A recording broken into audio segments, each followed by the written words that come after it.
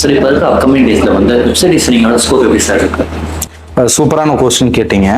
Website designing பார்த்தோம் அப்படின்னா ரொம்ப இயராக வந்துட்டு ஒரு ஸ்கோப் இருக்கு. அதாவது ஒரு 15 வருஷத்துக்கு முன்னாடியிலேருந்து வெப்சைட் டிசைனிங் அப்படிங்கிறது பண்ணிட்டு தான் இருக்காங்க. இப்போ வெப்சைட் டிசைனிங் எதில் பண்ணாங்க அப்படின்னு பார்த்தோம் அப்படின்னா, அது நம்ம நிறையா வழியில் நம்ம ஒரு பிளாட்ஃபார்ம்ஸ் இருக்கு. கோடிங் மூலம் பண்ணலாம், நான் கோடிங் மூலம் பண்ணலாம். இதுக்கான ஸ்கோப் பார்த்தோம் அப்படின்னா மாறிட்டே இருக்கு. இப்போ கரண்ட் எல்லாம் வந்துட்டு இந்த ஏஐ டெக்னாலஜி வந்தனால எந்த மாதிரி சேஞ்ச் ஆயிருக்குன்னு பார்த்தோம் அப்படின்னா, ஏஐ யூஸ் பண்ணி கூட ஒரு வெப்சைட்டை நம்மளால கிரியேட் பண்ணிக்க முடியும். இந்த ஏஐ என்ன பண்ணோம் அப்படின்னா, நம்மளுக்கு வந்துட்டு என்ன மாதிரி வேணும்னு சொல்லி கேட்டோம் அப்படின்னா அதுக்கான செட்டப்பை அதுவே வந்துட்டு டிசைன் பண்ணி கொடுக்குற அளவுக்கு சேஞ்ச் ஆயிடுச்சு.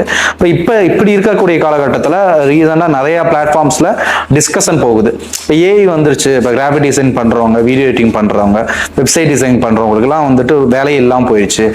ஏஐ எல்லாம் பண்ணிடுச்சு, நம்மளுக்கு என்ன இருக்கும் அப்படிங்கிற மாதிரி ஒரு கேள்வி வந்துட்டு ரீசன்ட் டிஸ்கஷன்ல நான் பார்த்தேன்.